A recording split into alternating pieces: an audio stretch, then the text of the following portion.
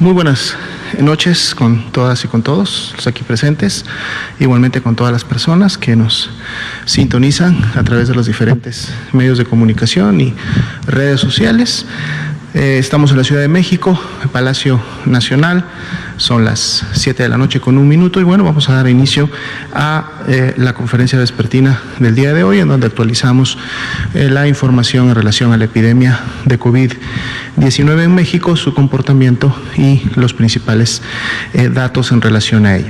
El día de hoy precisamente vamos a realizar esta parte de la actualización del panorama nacional y posteriormente a eso abriremos a preguntas por parte de los medios de comunicación aquí presentes.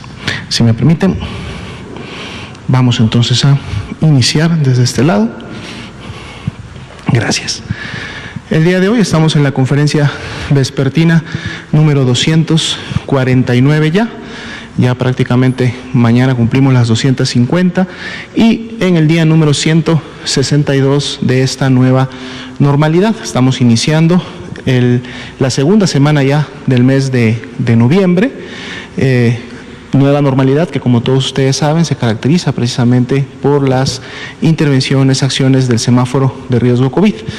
Vamos a ver más adelante, vamos a repasar. El día viernes, como ustedes saben, se actualizó el semáforo de riesgo. Algunas entidades incrementaron su riesgo, otras las disminuyeron y otras se mantienen en el mismo nivel que tenían hace 2 semanas. Vamos a repasar esta información el día de hoy también para que mañana, que inicia con su vigencia, podamos estar todos preparados. Por lo pronto, entonces, vamos a iniciar actualizando las estadísticas a nivel nacional. Tenemos hoy día, que inicia la semana 44, pues digamos que buenas noticias, en el sentido de que el comportamiento de la epidemia ha mostrado una disminución en relación a sus indicadores y en relación a su comportamiento. Son más ya de 2.511.000 las personas que han sido clasificadas como casos sospechosos y que en su momento pues han pasado por los diferentes tipos de clasificación posterior, que ser confirmados a COVID-19 o descartados. Las personas que han sido descartadas son más de 1.179.000 y son las que se encuentran distribuidas en las columnas de color verde para cada una de las semanas epidemiológicas en las cuales iniciaron con sus signos y síntomas de enfermedad. Así también para el día de hoy, 967.825 personas son los casos confirmados de COVID-19 en México y los vemos también distribuidos en las columnas de color café claro. Dentro de este grupo de casos confirmados se encuentran también las personas que hasta el momento han perdido la vida a consecuencia de las complicaciones de la enfermedad. Para el corte del día de hoy, 95.027 lamentables defunciones asociadas a COVID-19 y ya confirmadas para COVID-19.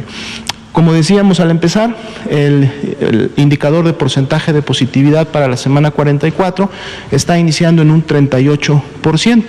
Esto es 2 puntos porcentuales menos del indicador de la semana 43, que cerró en 40%, y serían 4 puntos porcentuales menos del que teníamos hace 2 semanas cuando estaba en 42. De hecho, podemos ver en el comportamiento de la línea color naranja estas 2 semanas continuas en las que empieza a ver esta disminución, esta tendencia descendente, inclusive llegando el nivel del porcentaje de positividad al que habíamos ya alcanzado en semanas previas. Lógicamente vamos iniciando la semana, hoy día es domingo, y este indicador de seguro va a tener algunas modificaciones de aquí al sábado, pero por eso diariamente vamos a estarlo actualizando y vamos a ver cómo se comporta. En función precisamente de esta disminución que vemos en la semana 44, vean ustedes cómo la altura total de la barra, que suman todos los colores, es menor que la que tuvimos en la semana 43, que por cierto fue una semana en la que tuvimos una cantidad importante de casos sospechosos, inclusive la semana en la que más casos sospechosos hemos tenido, pero también, lógicamente, la semana en que muchos de estos casos se descartaron para COVID-19. La semana 44 inicia con una altura menor y si vemos la siguiente diapositiva, en donde entonces vamos a estimar los casos, tomando todos los ya confirmados y sumándole por el porcentaje de positividad, todos aquellos que están todavía pendientes de la clasificación final, más de 1.122.000, pero que entonces vean ustedes el comportamiento con el cual abre la semana número 44. Una disminución entre la semana 43 y 44 de menos 18%. Una disminución importante porque aunque sabemos que esto se va a mover durante la semana y posiblemente la disminución puede recortarse, menos 18% es una proporción de descenso que muy probablemente nos permitirá cerrar la semana con un descenso y ya no con un incremento como lo tuvimos las últimas 3 semanas, ¿no? Y esto es bueno porque, bueno, habla que en el conjunto de las 32 entidades federativas, pues el comportamiento epidémico ha tenido una disminución en las últimas semanas, específicamente para la semana 43. Así también abrimos el día de hoy con 4% de casos estimados, una disminución de un punto porcentual con lo que cerró la semana 43 y bueno, como hemos visto el comportamiento en las últimas semanas, hemos siempre estado estables entre un 4 y un 5%, no ha habido incrementos importantes de lo que consideramos la epidemia activa en el país, dado que este porcentaje son de las personas que iniciaron con signos y síntomas en los últimos 14 días. Así también para el día de hoy, prácticamente 716.000 son las personas que ya se han recuperado de COVID-19. Veamos en la siguiente diapositiva el comportamiento de la mortalidad. Aquí también podemos ver que para efectos de la semana 44 ya no tenemos esa tendencia ascendente que teníamos en las 2 semanas previas, inclusive estamos abriendo la semana con menos 1% en relación a las lamentables defunciones que se han venido produciendo. Sabemos que en el transcurso de la semana este indicador se va a ir ajustando y entonces veremos qué tanto esta tendencia entre la 43 y la 44, que hoy es negativa, sería más una línea en forma de meseta, pudiera seguirse incrementando o no, dependiendo lógicamente del comportamiento de las mismas. 2.792 son las defunciones con las que abre la semana 44 y a su vez esto representa una disminución del menos 47% en relación a la semana 28, que fue la semana en donde tuvimos la mayor cantidad de defunciones. Y bueno, finalmente, en la siguiente diapositiva actualizamos ahora en el gráfico que nos permite ver un poco la tendencia y el comportamiento de las hospitalizaciones, precisamente la ocupación y la disponibilidad hospitalaria. Para efectos de camas general es el mismo porcentaje de ayer, 33%. Para efecto de la ocupación de camas con ventilador se reduce un punto porcentual, ayer estaba en 27, hoy es de 26%, pero en este gráfico también nos enfocamos a ver un poco, decíamos, la tendencia del comportamiento de las hospitalizaciones diarias y lo que podemos ver es que después que habíamos tenido 3 semanas de ascenso o con tendencia ascendente, las últimas 2 semanas tenemos ya una tendencia de meseta, una estabilidad, es decir, ya no continuó la tendencia ascendente que tuvimos al principio y por lo menos se han estabilizado las hospitalizaciones por día y lógicamente en la medida que los contagios disminuyan, esperaríamos también poder empezar a ver una disminución en el comportamiento de las hospitalizaciones. Este cuadro lo estamos alternando con el cuadro en donde presentamos las barras, entonces cada 2 días vamos a poder estar viendo el comportamiento de esta tendencia y por lo tanto cómo se está comportando los casos graves, en este caso que son los que llegan a los hospitales tanto de segundo como de tercer nivel en el país. Y bueno, pasando entonces ahora al tema del semáforo de riesgo COVID. Si vemos la siguiente diapositiva, aquí está el mapa nacional del semáforo de riesgo epidémico. Este mapa lo presentamos el día viernes en la noche, precisamente comentando que a partir de mañana, lunes 9 de noviembre, entra en vigor. Y de ahí la importancia entonces de poder volverlo a difundir y sobre todo que tomen conciencia de él las personas que residen en los estados que están incrementando su riesgo. ¿Cuáles son estos? Tenemos a Durango. Durango había estado en un riesgo alto, es decir, de color naranja. está ya en un riesgo máximo, que es color rojo, y las entidades de Sonora, de Sinaloa y de Guanajuato, que estaban en riesgos medios, es decir, color amarillo, y el día de mañana pasan a riesgo alto, es decir, color naranja. Entonces, las personas que viven en estas 4 entidades, Durango, Sonora, Sinaloa y Guanajuato, hay que estar muy atentas a las indicaciones que sus autoridades sanitarias en los diferentes niveles, tanto estatales como municipales, van a estar generando como indicaciones, porque recuerden que el incrementar el nivel de riesgo va acompañado de la mano de implementar acciones que básicamente vayan a disminuir la movilidad en el espacio público, tanto cerrado como abierto, en las actividades sociales, y por lo tanto esto significa disminuir aforos en muchas de los establecimientos y de los lugares en donde las personas realizan sus actividades, o significan algunas restricciones también a la movilización, por lo que hay que estar entonces muy atento de lo que esto se vaya a suceder. Bien, esa es la actualización tanto de los datos como la información del semáforo de riesgo COVID, y entonces pasaríamos a responder algunas preguntas de la audiencia. Por favor. Muy buenas tardes, doctor. Buenas tardes. Gusto saludarlo. Blanca Valadez, de Grupo Milenio. Entiendo lo del semáforo de riesgo, pero quería saber si nos puede especificar ahorita cuántas entidades ya están en rebrote. La semana pasada, el propio secretario de Salud decía que Aguascalientes ya estaba en un franco rebrote, y también nos estaban comentando que Ciudad de México, Coahuila, otras entidades, pero me gustaría que si nos puede enumerar cuántas de estas entidades ya están en rebrote. También una segunda pregunta. Sé que estaban haciendo una evaluación en el sector público respecto a los hospitales que son más operativos para atender COVID, pero ¿qué pasa con los hospitales privados? Es decir, ahí hay una vigilancia del tipo de intervención que se está haciendo con los pacientes. Se lo digo porque al parecer hay hospitales privados en Hidalgo que tienen una tasa de mortalidad muy alta, superior al 80-90%, lo cual para un hospital privado, aparte de que la persona muere, resulta una cuestión costosa. ¿Qué es lo que están haciendo específicamente en esos casos?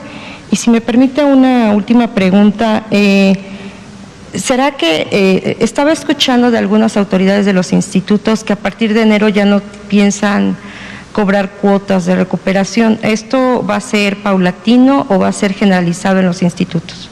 Gracias. Claro que sí, con mucho gusto. En relación a la primera pregunta, son 9 entidades federativas las que en su momento tienen incrementos en las últimas semanas, 9.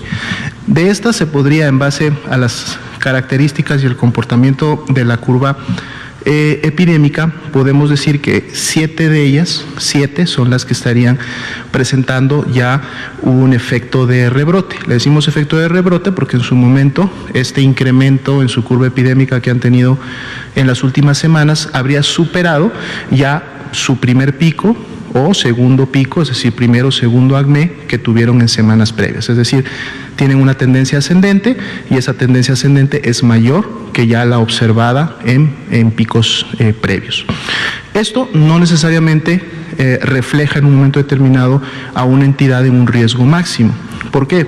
Porque recordemos primero que son 10 indicadores, ¿no? Y la tendencia del síndrome COVID, en su momento el comportamiento de la curva epidémica, son 2 de los 10 indicadores, pero además del comportamiento previo puede haber estado precisamente dentro de un naranja, y el comportamiento de incremento de las últimas semanas seguir todavía dentro de un naranja, es decir, no haber pasado a un nivel de rojo. No así algunas entidades en donde igual y ese comportamiento sí efectivamente pasó de comportamientos previos que estaban en riesgo alto o naranja, pasaron a riesgo máximo, como sí lo es en el caso de Chihuahua y de Durango, que de hecho son 2 de las entidades que tienen esta clasificación. Para efecto de, además de Chihuahua y Durango, ¿quiénes más estarían presentando este comportamiento? Tenemos a Aguascalientes, decíamos a la Ciudad de México, teníamos a Coahuila y teníamos a Querétaro y Zacatecas. Son las 7 entidades, sumadas a las 2 que están en rojo, que son Durango y Chihuahua, que tendrían esta tendencia. Como vimos en la semana 44, estamos abriendo con un descenso importante. Este descenso también se ve en algunas de estas entidades que están clasificadas como con rebrote. Sin embargo, ese descenso pues todavía no es, digamos, marcado o suficiente para decir que ya hay un control como tal. Tendríamos que esperar a ver cómo cierra la semana que estamos cursando en este momento, y si la siguiente semana continúa el descenso, y este descenso los pone, digamos, que por debajo de los picos previos que habían tenido, y entonces podríamos hablar ya de un control en la tendencia del rebrote. Todavía no lo podemos decir, pero entonces en esta semana precisamente es una semana en la que podremos estar viendo esos cambios, así también como algunas otras entidades que en la semana, si tienen incrementos importantes, pudieran en un momento determinado presentar tendencias ascendentes. Pero por lo pronto la gran mayoría de las entidades están o con un comportamiento estable o están inclusive con muchas semanas ya, algunas 14, 15 semanas de descenso continuo, y en un descenso que se ha mantenido bastante, digamos, controlado desde que este ocurrió. Dependiendo si cumplen con todos los criterios. Sí, el semáforo de riesgo COVID, recordemos que se analiza de manera semanal y se publica de manera quincenal, pero semanalmente se está comunicando a las 32 entidades federativas cuál es el resultado de su semáforo de riesgo. Y en la medida de esta comunicación, también las entidades pueden en un momento incrementar sus medidas, aquellas medidas que van precisamente a disminuir la actividades en el espacio público, a disminuir la movilidad en cualquier momento. De hecho, recordemos el ejemplo de la semana pasada.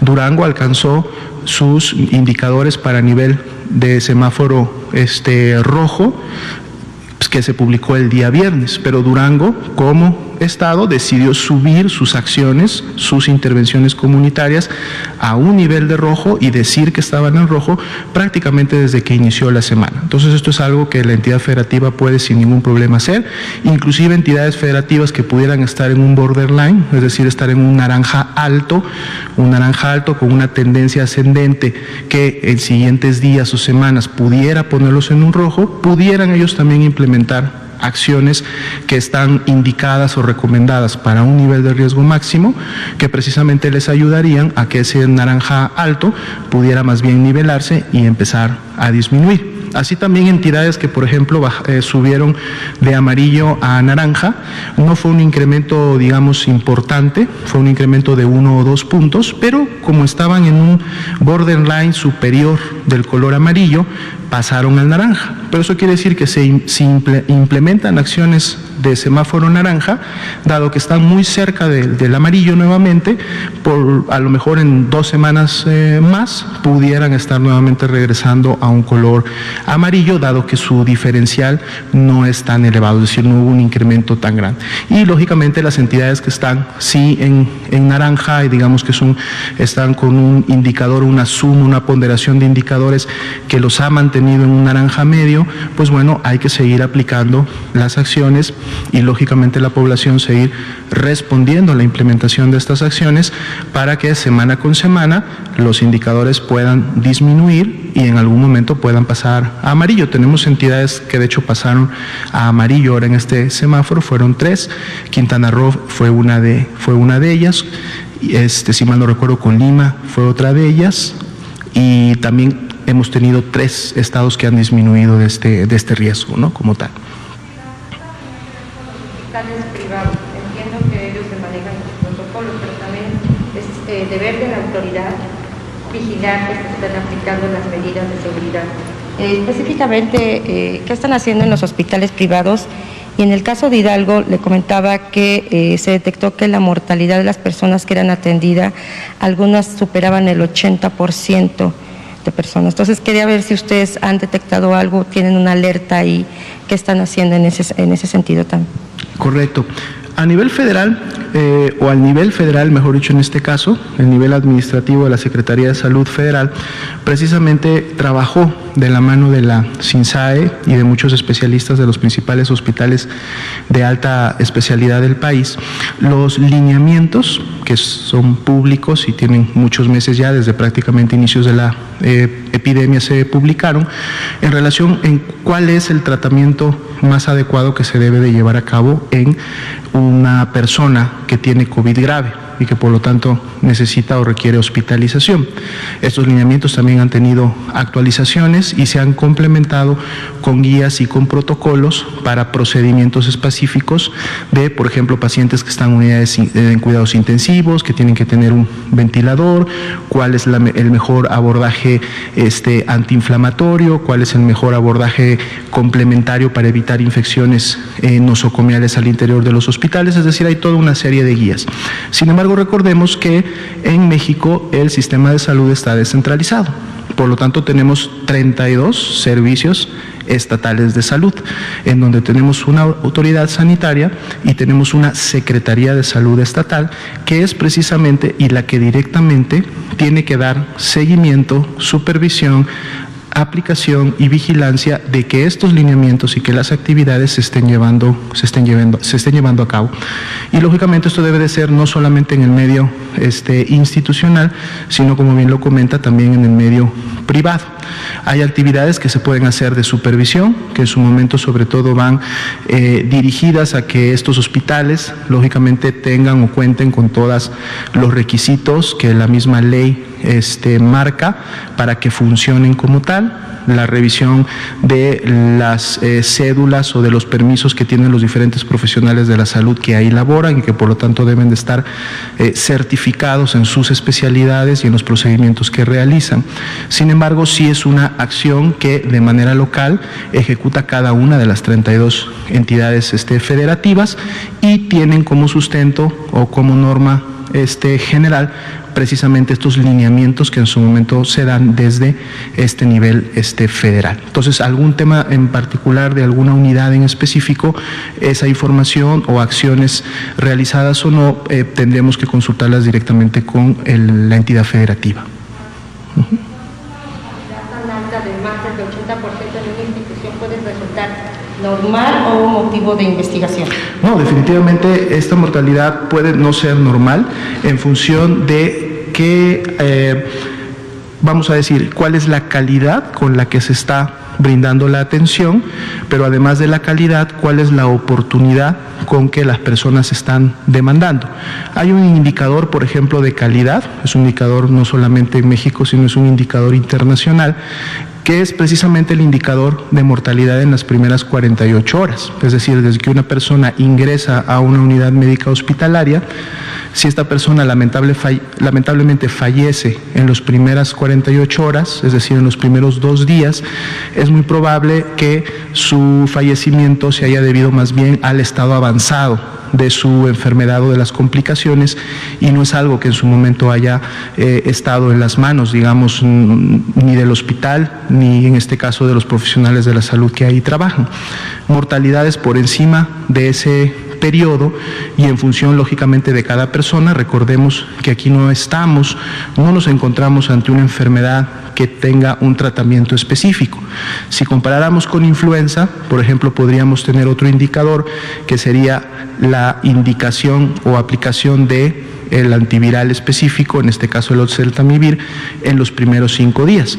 Y con eso también podemos medir la calidad, porque se supone que un profesional de la salud entrenado en el tratamiento de influenza y con todo lo que debería de saber es, si llega la persona y es caso sospechoso, inmediatamente inició el oseltamivir. Lamentablemente en COVID-19, dado que no hay un tratamiento específico, cuando una persona ingresa al hospital, su evolución y el desenlace de la misma, que lógicamente la peor de ellas es la defunción, va a depender, uno, de las comorbilidades que la persona presente. Sabemos que la letalidad y la mortalidad se incrementan si la persona trae alguno de los factores de riesgo ya conocidos o ampliamente conocidos, el estado de gravedad en la que esté llegando. Por eso siempre en las conferencias también se repite constantemente: si usted forma parte de un grupo de riesgo, usted es obeso, usted es diabético, usted puede tener hipertensión, es una mujer embarazada, tiene más de 60 años, tiene alguna enfermedad que le produce alguna inmunodepresión, ni bien inicie con signos y síntomas compatibles con COVID-19, hay que demandar inmediatamente atención médica. No hay que esperar a que los signos y síntomas progresen o se presenten signos de alarma. Si yo formo parte de un grupo de riesgo, debo de demandar en las primeras 24, 48 horas atención médica para que, independientemente de que mis signos y mis síntomas sean leves, pueda yo estar ya anclado a una fase de seguimiento por un profesional de la salud, que este seguimiento me permita poder acceder a las terapias que en su momento se han demostrado, si se dan oportunamente en el caso de COVID-19, pueden generar sí una mejor evolución. ¿Cuál es esta? Precisamente la oxigenoterapia, cuando sobre todo los niveles de oxígeno en sangre caen por debajo de este 93% que se ha marcado como un nivel que debe de mantenerse, o en su momento si estoy ya padeciendo de dificultad respiratoria importante y la oxigenación, mis pulmones ya no tienen la suficiente capacidad de oxigenar a mi organismo, pues entonces el ejercicio de la intubación para poder asegurar que la persona pueda continuar con el intercambio gaseoso y el oxígeno que es tan necesario para que todos los órganos al interior del cuerpo puedan seguir funcionando. Entonces sí hay muchos factores que se deben de contemplar, no todos están solamente en el campo de la atención médica, sino también hay muchos de ellos que dependen de la persona, las comorbilidades y los factores de riesgo, y otro que está en el campo de la demanda oportuna de esa atención médica. Cuando las tres cosas funcionan bien, podemos tener un buen pronóstico. Si algunas de esas falla, podemos tener un mal pronóstico para el paciente. ¿Y a partir de enero se van a desaparecer las cuotas en estos institutos? Consulta la información, no es información que la tenga. Vamos a consultar con el doctor Gustavo Rodríguez Terán si hay algo en relación a esto y lo podemos comunicar el día de mañana. ¿Sí? Por favor. Gracias, director. Héctor García, de Diario Vasco, Grupo Cantón. Dos preguntas. Los estados del norte de la República, ¿qué tanto incide la Unión Americana para que tengan más contagios esas entidades federativas? Y aunado a esto, cada año se pone en marcha el programa Bienvenido Paisano. Entonces, ¿ya tienen algún plan las autoridades de salud para ponerlo en marcha bajo ciertas especificidades? ¿Será especial en torno a diferentes años? ¿Cómo operaría? Sí, claro, muchas gracias. En función de la dinámica de la transmisión, hasta el momento no se ha identificado ningún determinante que esté asociado con, digamos, las personas que viven en un momento determinado del lado americano. Estamos hablando de los estados fronterizos u otros estados de la Unión Americana, y que en su momento pudieran ser los que trajeran transmisión a México. Esto realmente no se ha evidenciado de esa manera, ni tampoco en ningún momento ha habido esta hipótesis. El incremento de la circulación y de la transmisión se debe a las mismas dinámicas internas que hay en cada localidad, en cada entidad. No se han visto asociadas a una temporalidad en la cual se vea el incremento no de casos. Recordemos que estas diferencias que hemos visto en la cantidad de casos confirmados entre los estados fronterizos del sur de los Estados Unidos y de los estados del norte de México no son recientes, son diferencias que han habido desde un inicio. De hecho, sabemos que Estados Unidos fue de los primeros países y fue el primer país, de hecho, en América en iniciar con transmisión importante, con tener brotes. California fue uno de los primeros estados que en su momento se afectó, y esta afectación pues ha continuado. De hecho, revisábamos hace poco las curvas epidémicas de Estados Unidos y veíamos cómo ya iban para una tercera ola o un tercer acné de casos que inclusive ha superado a los dos primeros, pero esto en su momento no ha sido condicionante como para que, por ejemplo, todos los estados del norte tengan un comportamiento similar.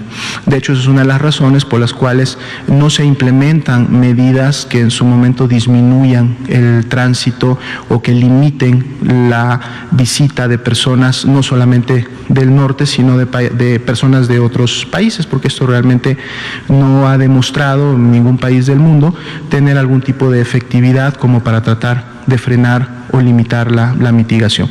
Aquí lo importante es que independientemente de dónde residamos, en estados del norte, del centro o del sur, como sociedad, de manera colectiva, apliquemos las medidas correspondientes, las cuales hemos mencionado, tanto en lo individual, como son estos nuevos hábitos, como en lo colectivo, realizando y poniendo en práctica las diferentes instrucciones que las autoridades sanitarias emiten en cada una de las entidades para poder tener estos niveles de control. En relación o en este mismo marco de lo que acabamos de explicar, lógicamente para efectos de las festividades que vienen, las recomendaciones continúan siendo las mismas en los diferentes niveles, es decir, las recomendaciones son: no realicen eventos masivos, no realicen eventos en donde se congreguen las personas, sobre todo si al interior del domicilio de las personas que visitan están habiendo personas sintomáticas. O sea, estas recomendaciones se dan en México, se han dado también en los Estados Unidos, y de alguna manera se trata siempre de limitar precisamente a través de la recomendación para que las personas tomen de manera consciente la decisión de permanecer mejor en casa lo más que se pueda.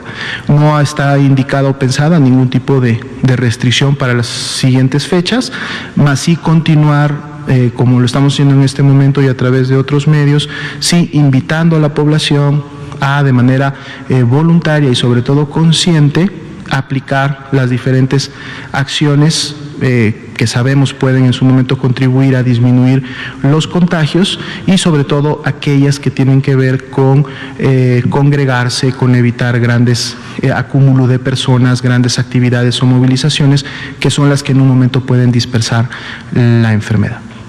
Gracias. Me hemos dado este lado.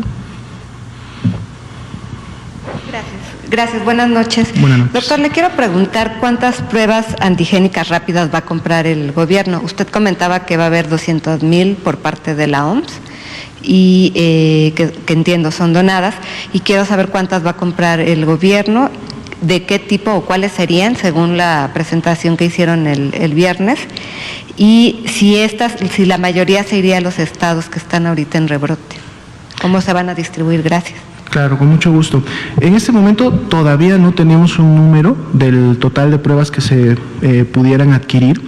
Lo que sí, por ejemplo, podemos adelantar es que hemos adquirido ya, hemos hecho una orden de compra, todavía están por llegar estas nuevas pruebas, pero se hizo una orden de compra ya hace semana y media, precisamente a estas pruebas que son multiplexadas. Les decimos que en su momento tienen la capacidad de, en la misma toma de muestra, en el mismo hisopo, poder identificar la presencia del virus SARS-CoV-2 y del virus de la influenza A y de la influenza B. Esto es precisamente para poder hacer un buen monitoreo de la sindemia, ahora que estamos entrando a la temporada invernal y sabemos que influenza se incrementa, sobre todo en los meses de diciembre, enero y febrero.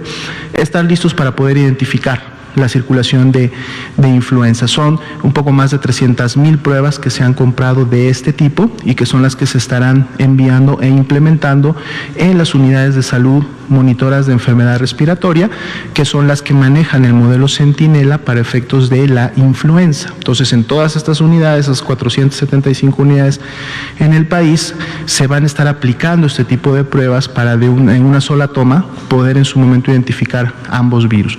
Las pruebas antigénicas, las que sí estamos ya pensando en adquirir, son aquellas que no requieren de un equipo anexo, es decir, que no hay que comprar o adquirir un equipo para realizar la lectura, sino aquellas que se identifican como visuales, es decir, que la reacción se produce en el mismo momento de la toma y a través de la información visual que la misma prueba, el mismo kit otorga en la cajita, digamos, el profesional de la salud que la aplica puede emitir un resultado de positivo, de negativo, o inclusive si es un resultado que pueda no ser concluyente o indeterminado, entonces pedir la prueba de PCR.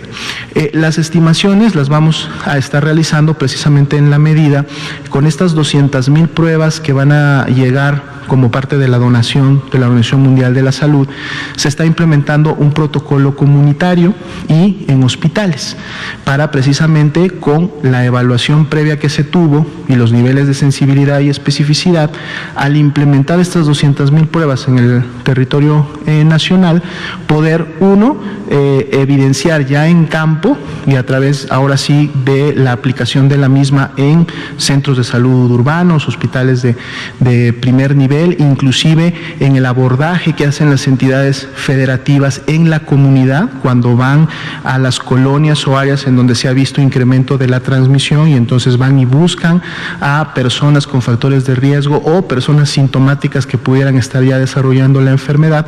Ahí es donde tienen una muy buena utilidad de estas pruebas, porque precisamente se puede dar el resultado y conocer si una persona es positiva en ese momento, dado que no necesitan enviarse a ningún laboratorio, y de encontrarse un caso puede hacerse el estudio y seguimiento de los contactos y entonces mantener una mejor limitación de las cadenas de transmisión. Entonces vamos primero a utilizar, o vamos a empezar a utilizar estas 200,000 pruebas donadas para poder ver bien cómo están funcionando ya en campo, ya en las unidades, y en la medida que vamos obteniendo esa información y como vaya avanzando la temporada invernal, entonces haremos el cálculo necesario y la programación para contar con estas pruebas antigénicas, que de hecho tendrán ese objetivo, o sea, tendrán el objetivo de utilizarse más en la comunidad, en unidades de primer nivel y en el nivel hospitalario, precisamente para poder en un momento, muy rápido, en los primeros minutos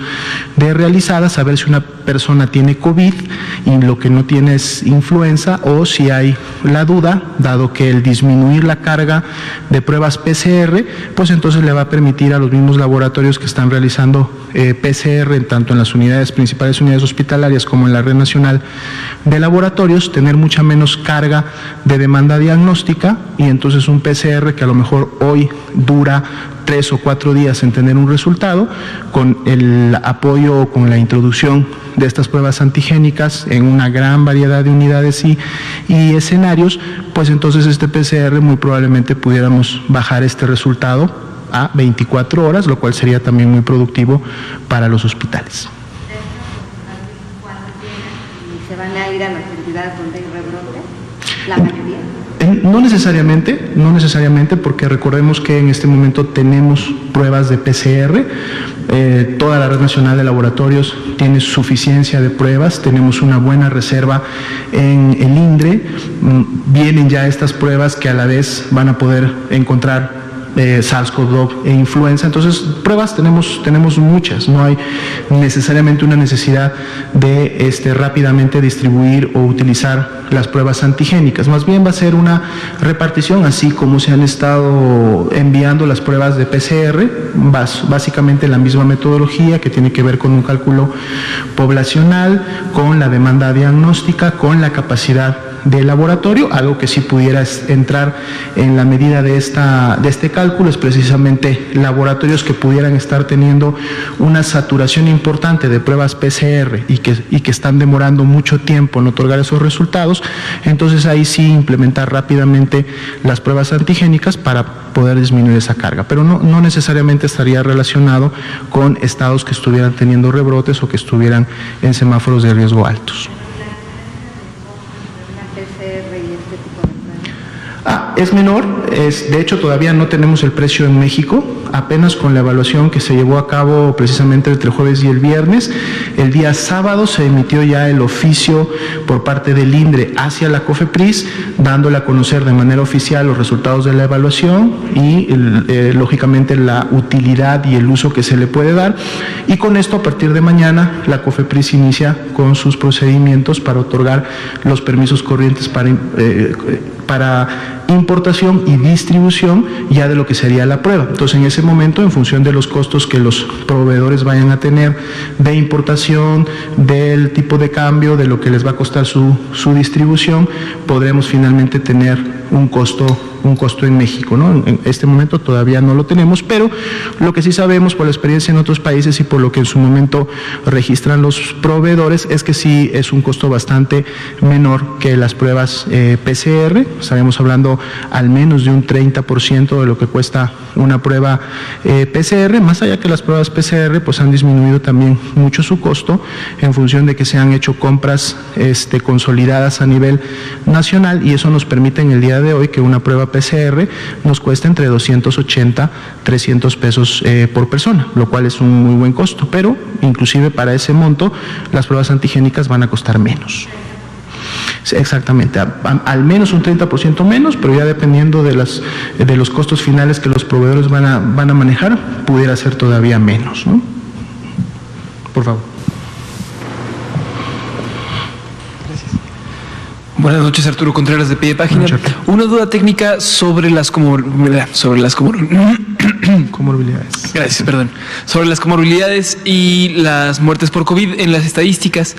La duda es si las muertes, si digamos, las personas que hayan muerto por COVID, que tengan afecciones cardíacas, sobrepeso, todas estas, si por eso va a disminuir la cantidad de muertos por estas comorbilidades en el país durante este año, ¿no? Uh-huh. O sea, eso. Y la segunda, no sé si tengan los datos que hemos estado preguntando de los doctores, de cuántos se contrataron, de cuántos se necesitan, de cuántos hacen falta, sobre la basificación. Y una última, no sé si con las inundaciones en Tabasco haya un mayor riesgo de un rebrote, ¿no? O de reactivar las cadenas de contagio de COVID. Claro, con mucho gusto. En relación a las comorbilidades que tienen que ver en su momento con la pregunta era con la técnica, ¿verdad? En el de las comorbilidades como tal. No sé si me podrías... Si hay más muertos por COVID, hay menos muertos. Correcto. No, el proceso de dictaminación para cuando una persona fallece está precisamente normado también en los procedimientos de los diferentes manuales, específicamente para la vigilancia de las enfermedades con potencial epidémico, con potencial de brotes COVID, lógicamente es una de ellas. El certificado de defunción, en este caso, integra 3 grupos. Primero es la causa básica, que normalmente en su momento es la causa que los médicos asumen fue la que desencadenó o detonó todas aquellas complicaciones que pueden haber llevado a la defunción. Justo dentro de esas complicaciones, después de la causa básica, viene lo que es la causa interviniente. La causa interviniente son precisamente esas complicaciones que en su momento se presentaron, y luego está la causa directa, y la causa directa tiene que ver con ese último evento que ocurrió y que lamentablemente le quitó la vida a la persona. Por lo tanto, en esa causa directa, ahí es donde podemos tener, o en la mayoría de las causas directas, por ejemplo, suelen registrarse precisamente el infarto al miocardio o el paro cardiorrespiratorio, o en su momento una alteración ácido-base, que es como la complicación que más directamente llevó a la defunción. Pero cuando vemos las causas intervinientes y las causas básicas, es normalmente en estas causas básicas cuando vamos a encontrar las neumonías, las bronconeumonías, o en su momento ser un caso sospechoso de COVID, o tener una neumonía o bronconeumonía atípica, o ser inclusive un caso confirmado de COVID. Así también hay otro apartado dentro del certificado de defunción que registra precisamente a otras enfermedades que pueden haber contribuido a la defunción, que no necesariamente participan de estas 3 causas que acabamos de mencionar, pero que pudieran haber contribuido, y aquí es donde muchas veces se registra precisamente la hipertensión arterial sistémica, la diabetes mellitus, la obesidad, el ser una persona con VIH o SIDA, etcétera, o ser un paciente que está en tratamiento oncológico. Entonces, todas estas causas se registran, es decir, la ventaja del documento, del certificado de defunción, es que el médico registra todas las causas que en su momento pueden haber contribuido o llevaron a la defunción de la persona. Si la persona en el sistema ya tiene una prueba confirmatoria de COVID positiva, no hay duda, el caso se clasifica como COVID-19 o una defunción por COVID-19, independientemente de muchas de las otras causas, a menos que alguna de las causas no haya estado asociado a la historia natural o las complicaciones de la enfermedad, ¿no? ¿A qué me refiero? Una persona puede tener COVID, pero lamentablemente pues sale y sufre un accidente de tránsito y fallece.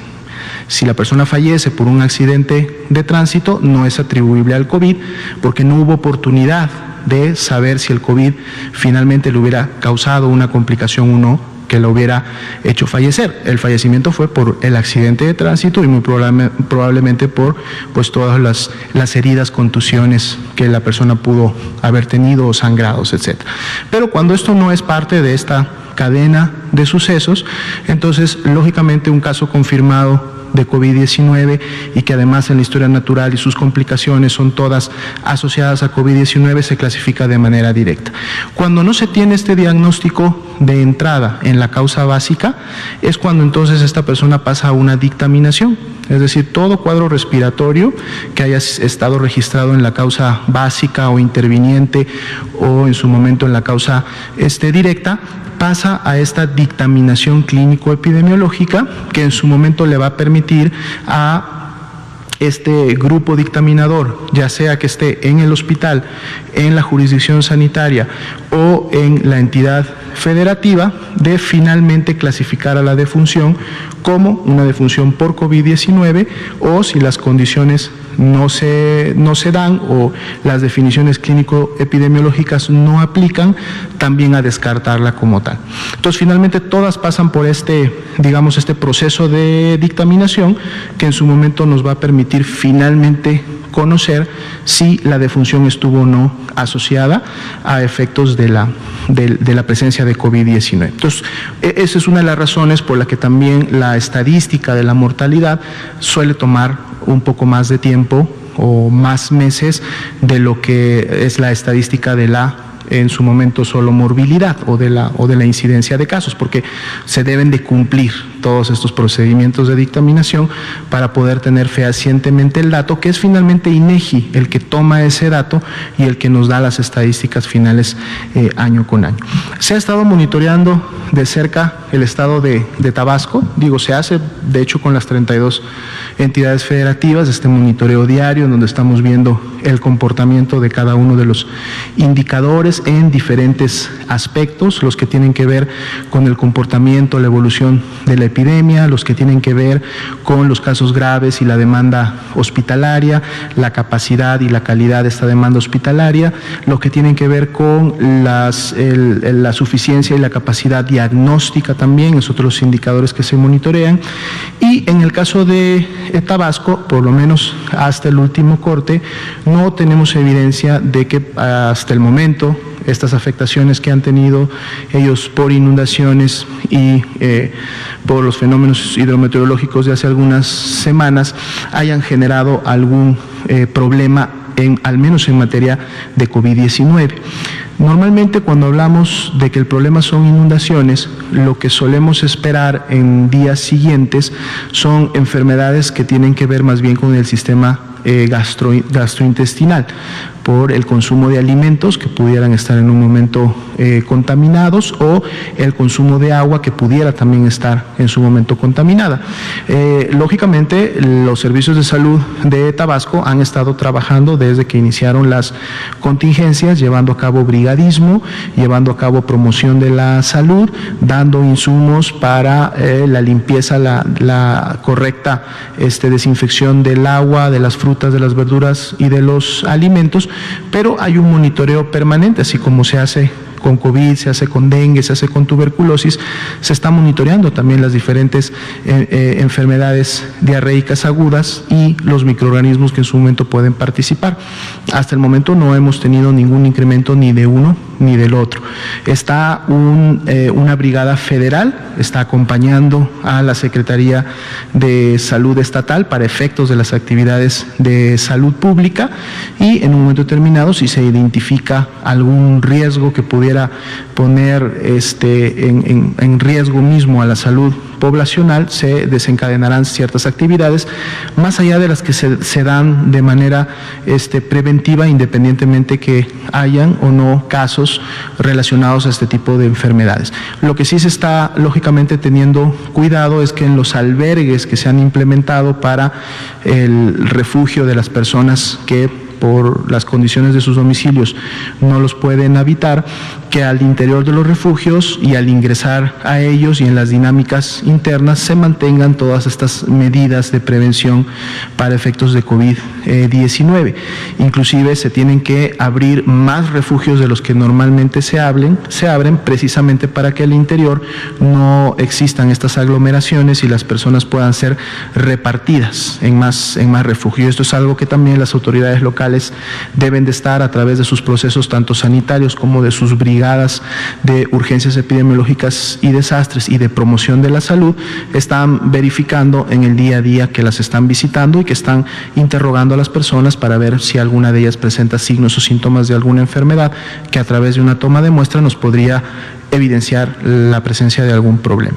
Vamos a continuar lógicamente con este monitoreo y estar muy atentos con Tabasco, pues que actualmente se encuentra en un nivel de riesgo medio, para ver si estas afectaciones pudieran generar algún problema, esperando que lógicamente si se aplican las acciones preventivas y la población se suma también a poder realizarlas, pues entonces esto pudiera quedar controlado como tal.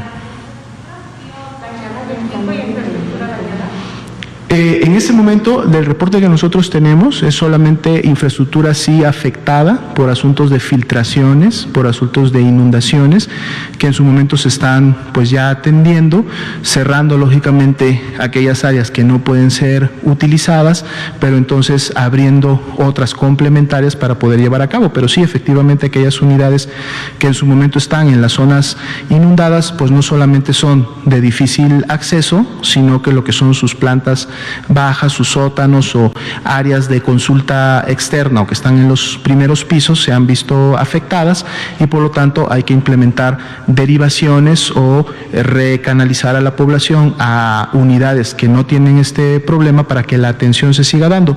De hecho, si vemos los datos para efecto, por ejemplo, de COVID-19, Tabasco todavía tiene una muy buena disponibilidad en lo que se refiere a camas tanto generales como con ventilador disponibles para atender a pacientes de este tipo en caso de que se requiriera. De hecho, tienen prácticamente más del 30% de disponibilidad todavía y operante. Está trabajando, de seguro ustedes han podido ver, bajo tanto la Secretaría de Salud a través del INSABI, ha bajado el Instituto Mexicano del Seguro Social, se activó el plan DN3 de la Sedena y la Sedena también con su capacidad de salud y todos están ahorita desplegados en el Estado llevando a cabo este proceso que asegure que la población tenga acceso permanente a la atención médica.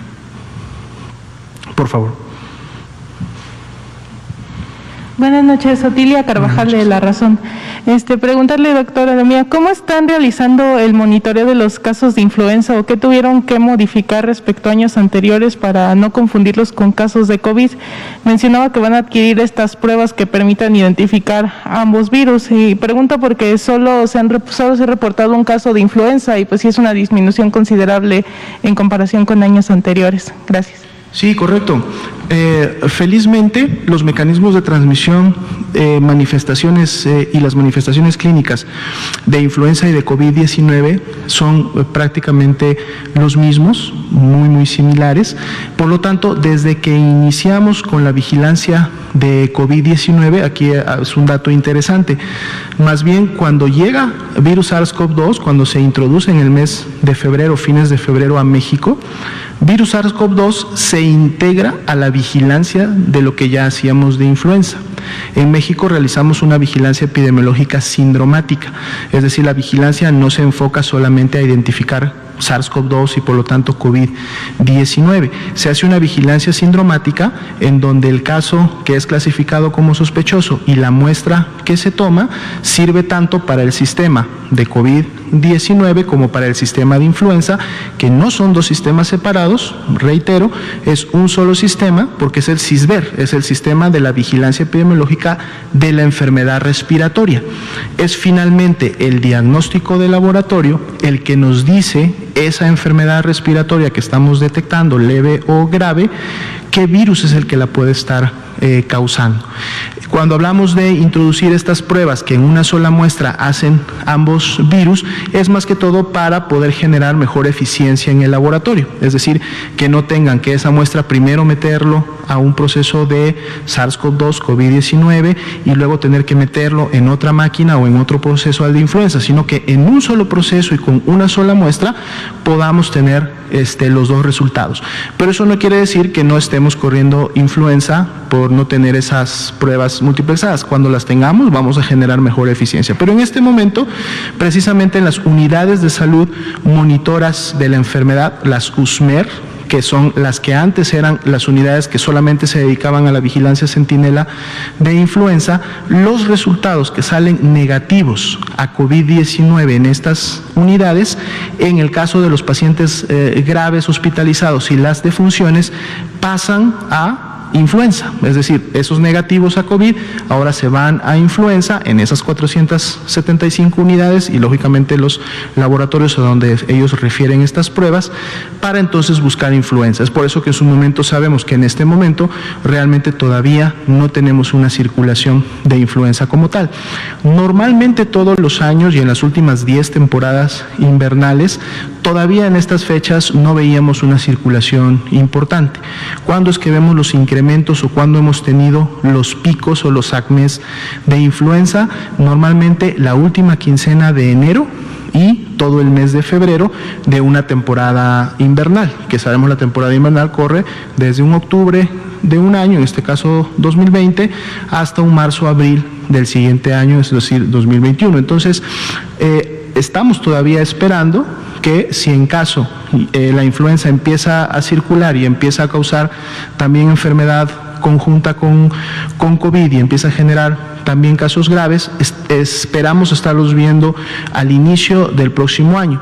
Sin embargo, la señal la queremos tener lo más oportuna posible, por eso la vigilancia centinela se mantiene activa para efectos de la influenza y hemos tenido toda esta gran cantidad de pruebas negativas que han salido tanto negativas a COVID-19 como negativas a este virus SARS-CoV-2. Y recordando que las medidas de prevención para ambas enfermedades son las mismas, esperaríamos que esta temporada de influenza en relación a temporadas pasadas pudiera tener una muy menor circulación y mucha menor afectación, precisamente porque en esta temporada invernal vamos a estar todos, sociedad y gobierno, implementando y poniendo en práctica medidas que en años anteriores no se realizaban con esa misma intensidad, que van a contribuir también a frenar y disminuir los contagios por influenza. Pero vamos a irlo viendo en la medida que vayamos teniendo los primeros casos, digamos ya de manera importante o con una circulación que empiece ya a salir de las basales que año con año observamos en relación a este virus. ¿Sí? Muy bien. Pues muchas gracias a todos. Recordamos a las personas que nos sintonizan, la epidemia todavía no se termina. La epidemia, el control de la misma o su mitigación depende de las acciones conjuntas que gobierno y sociedad pongamos en marcha e implementemos. Estemos muy atentos a las recomendaciones que nos van a realizar nuestras autoridades locales, implementémosla, pongámoslas en práctica y sobre todo estos nuevos hábitos que tenemos que llevar a cabo en lo individual, no solamente para protegernos nosotros, sino para proteger a nuestros seres queridos, a nuestros amigos y en sí a nuestra comunidad. Muy buenas noches con todos, muchas gracias. Gracias.